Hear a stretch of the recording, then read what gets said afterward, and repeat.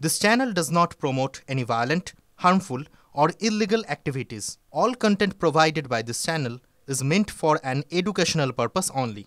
দেখুন যে সমস্ত তথ্য টিভি9 বাংলা আপনাদেরকে দিচ্ছে তা থেকে আপনারা বুঝতেই পারছেন কতটা কুকীর্তির বহর এই মনোজিতের। আচ্ছা, এই মনোজিৎ যখন এই নক্কারজনক ঘটনা ঘটালো কসবা ল কলেজে, তারপর ঠিক কোথায় কোথায় গেছিল?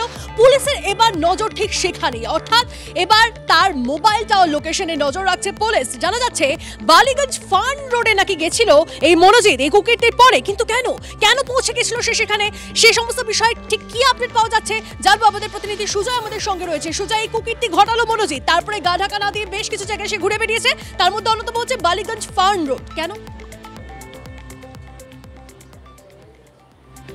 দেখো, প্রথমে বলি, ঘটনা ঘটার পরে সেই রাতেই বাড়ি ফিরে গিয়েছিল মনোজিৎ এবং তার বাহিনী। তার কারণ তার কোথাও একটা মনে হয়েছিল যে সে এতটা প্রভাবশালী যে তার বিরুদ্ধে কেউ মামলা করবে না, অর্থাৎ এই নির্যাতিতা মুখ খুলবে না।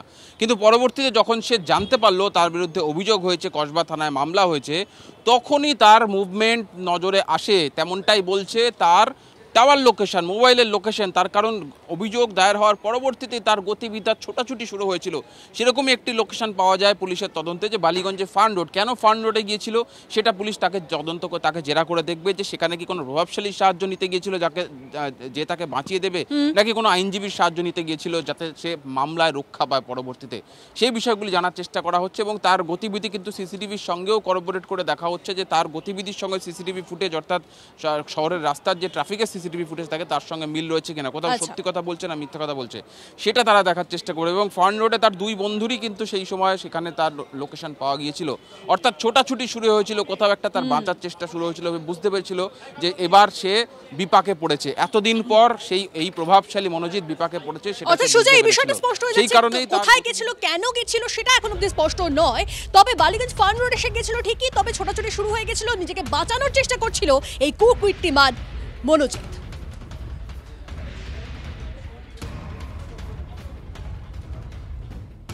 আর এদিকে কীর্তিমান মনোজিৎ এবং তার শাগরেদরা আরো বেশি বিপাকে, কারণ শুধু যে তাদের মোবাইল টাওয়ার লোকেশন চেক করা হচ্ছে তা নয়, তার পাশাপাশি আরো 6টি নতুন ধারা যোগ হয়েছে এই মনোজিৎ আর তার শাগরেদের বিরুদ্ধে, এবং তার মধ্যে বেশ কয়েকটা নন বেলেবল সেকশনও রয়েছে। সুজয় রয়েছেন আমাদের সঙ্গে। সুজয়, দেখো, অপহরণের 2টি ধারা যোগ করা হয়েছে। তার কারণ নির্যাতিতা তার অভিযোগে স্পষ্ট লিখেছিলেন যে তার গেট আটকে দেওয়া হয়েছিল, তাকে ঘরে আটকে ধর্ষণ করা হয়েছে, অত্যাচার করা হয়েছে।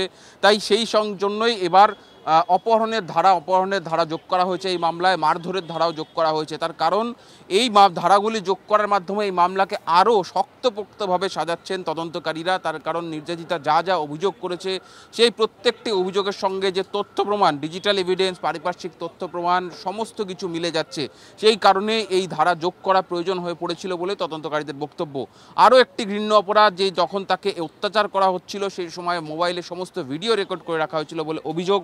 সেই অভিযোগের সত্যতা যাচাই করার জন্য ইতিমধ্যেই মোবাইল বাজেয়াপ্ত করে ফরেনসিকে পাঠানো হয়েছে। আর সেই কারণেই তদন্তকারীরা এর পরবর্তীতে এই কারণের জন্য, অর্থাৎ মোবাইলে এই ধরনের ভিডিও তুলে রাখার জন্য তথ্য প্রযুক্তি আইনে নির্দিষ্ট ধারাও এই মামলায় যোগ করতে চলেছেন। এর পরবর্তী দিনেই সেই ধারাটি যোগ করা হবে, তেমনটাই পুলিশ সূত্র মারফত খবর পাওয়া যাচ্ছে, যে ধারাটিও জামিন অযোগ্য বলেই জানা যাচ্ছে পুলিশ সূত্রে।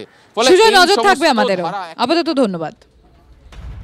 মনোজ ভার্মাজি, আপনাকে বুঝতে হবে যে আপনাদের মতো পুলিশ, আপনারা ওই লঘু ধারা দেন বলে আজকে মনোজিতের মতো ক্রিমিনালরা তারা ছাড়া পায়। দিনের পর দিন মহিলাদের ওপর অত্যাচার হয়েছে, এটা ম্যাক্সিমাম ধর্ষণ। এর আগে কত ধর্ষণ হচ্ছে কে জানে? গভর্নমেন্ট এডেড কলেজে পশ্চিমবঙ্গে হাজার হাজার মনোজিতরা করছে, এটা আমরা এখনো জানি না। সব জায়গাতে হচ্ছে। আপনারা স্ট্রিং অপারেশন করুন, আমি আপনাদের আর্জি করব, স্ট্রিং অপারেশন করুন। আপনারা দেখতে পাবেন এই ধরনের বহিরাগত ছেলে বা কলেজের পাস আউট তারা এই অত্যাচার করে চলেছে তৃণমূলের নেতাদের দয়ায়।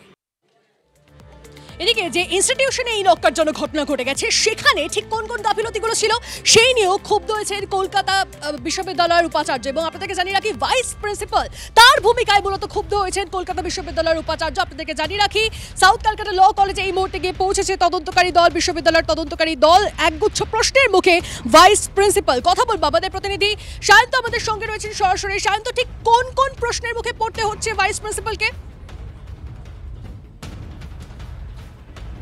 দেখো, যেটা জানা যাচ্ছে যে আজকে ভাইস প্রিন্সিপালকে কিন্তু একাধিক প্রশ্নের মুখে পড়তে হয়েছে, যার মধ্যে অন্যতম হচ্ছে মনোজিৎ মিশ্রের নিয়োগ নিয়ে।